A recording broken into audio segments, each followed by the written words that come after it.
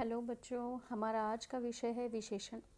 तो आज हम विशेषण पर चर्चा करेंगे कि विशेषण क्या होता है, विशेषण के भेद कौन कौन से हैं। ठीक है, तो चलिए। संज्ञा अथवा सर्वनाम शब्दों की विशेषता जैसे कि गुण, दोष, संख्या, परिमाण आदि बताने वाले शब्दों को हम विशेषण कहते हैं। जैसे बड़ा, काला, लंबा, दयालु, भारी, सुंदर, अच्छा, गंदा, बुरा, एक या दो आदि। ठीक है, तो जैसे कि कोई भी चीज़ आपको ये बताए कि वह व्यक्ति काला है या मेरे पास लाल गुलाब है, तो उस गुलाब की विशेषता होगी कि वह लाल रंग का है। ठीक है बच्चों, जैसे कोई भी चीज़ के बारे में बताया जाए, गुण, दोष ऐसे बताया जाए कि वह लंबा आदमी है, वह गोरा है, या वह दयालु है, वह निर्दयी है, या ऐसे शब्द, या वह अच्छा है या बुरा है, वो सब जो उसके बारे में बताया जा रहा है वो सब उसकी विशेषता होगी।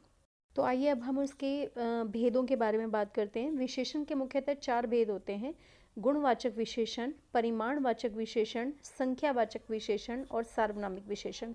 अब हम बात करते हैं गुणवाचक विशेषण की।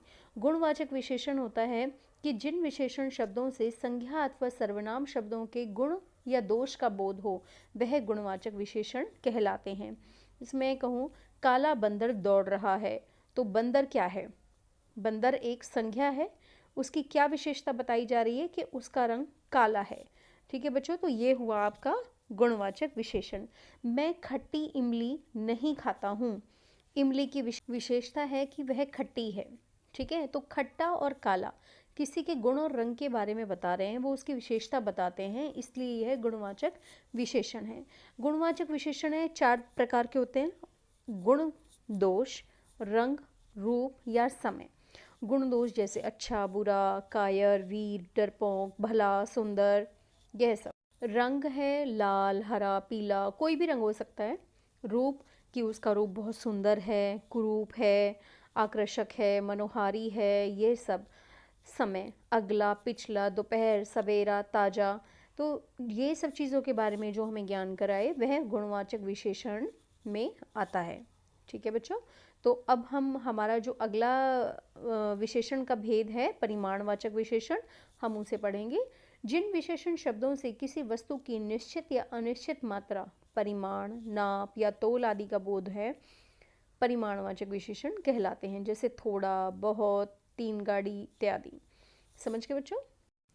तो बच्चों, जिन चीज़ों को हम नाप सकते हैं या तोल सकते हैं, मीन्स कि उनका परिमाण कर सकते हैं, वो परिमाणवाचक विशेषण के उदाहरण होते हैं।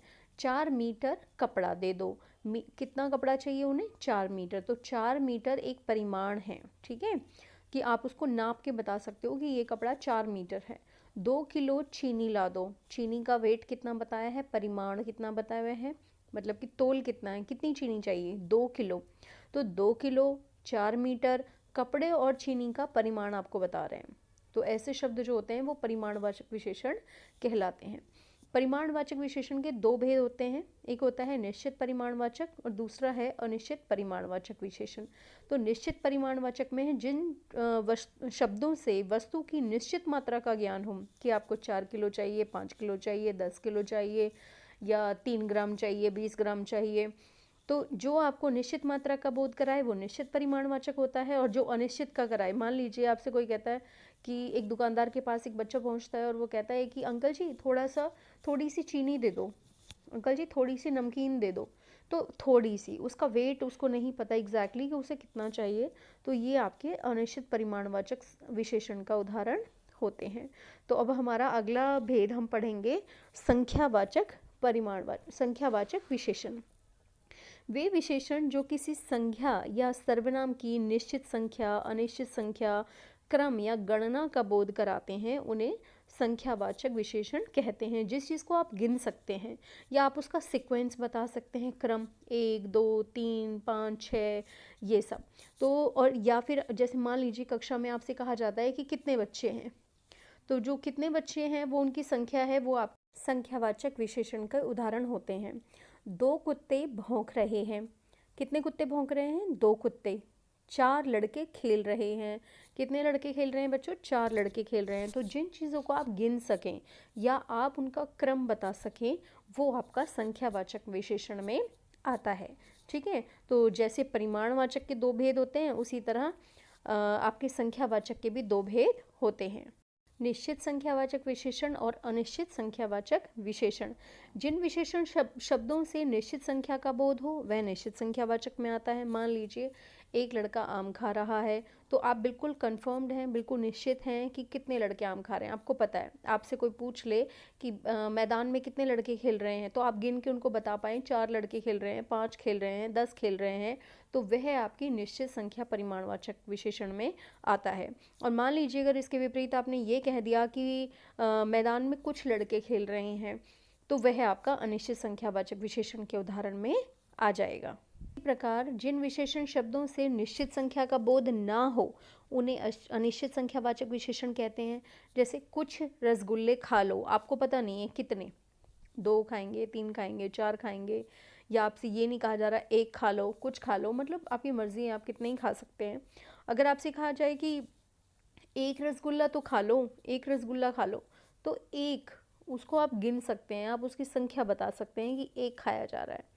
ठीक है, तो ये होते हैं आपके संख्यावाचक विशेषण के उदाहरण। हमारा अगला भेद है संकेतवाचक विशेषण या फिर इसे सार्वनामिक विशेषण भी कहते हैं। तो जो सर्वनाम शब्द संकेत द्वारा, संकेत मीन से इशारा, द्वारा संज्ञा आदि की विशेषता बताएं वे संकेतवाचक विशेषण कहलाते हैं।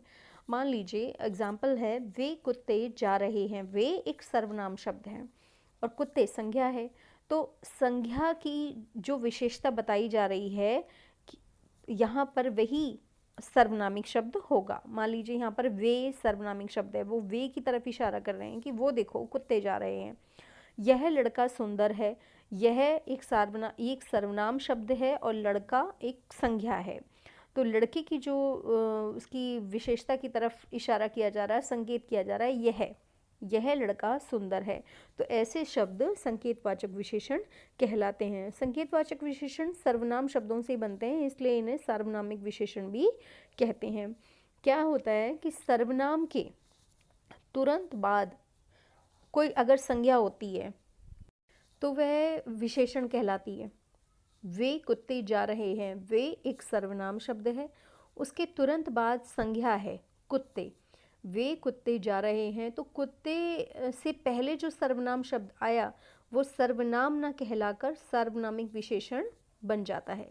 यह लड़का सुंदर है, यह लड़का एक संज्ञा है, यह एक सर्वनाम शब्द है, लेकिन यह के तुरंत बाद संज्ञा आने की वजह से यह शब्द एक सार्वनामिक विशेषण बन गया है। मान लीजिए कि एग्जाम्पल मैं आपको अपनी तरफ से बताती हूँ कि यह घर मेरा है। अगर इस तरीके से कोई एक वाक्य आ जाता है कि यह घर मेरा है, तो यह घर, यह एक सर्वनाम शब्द है और घर एक संज्ञा है।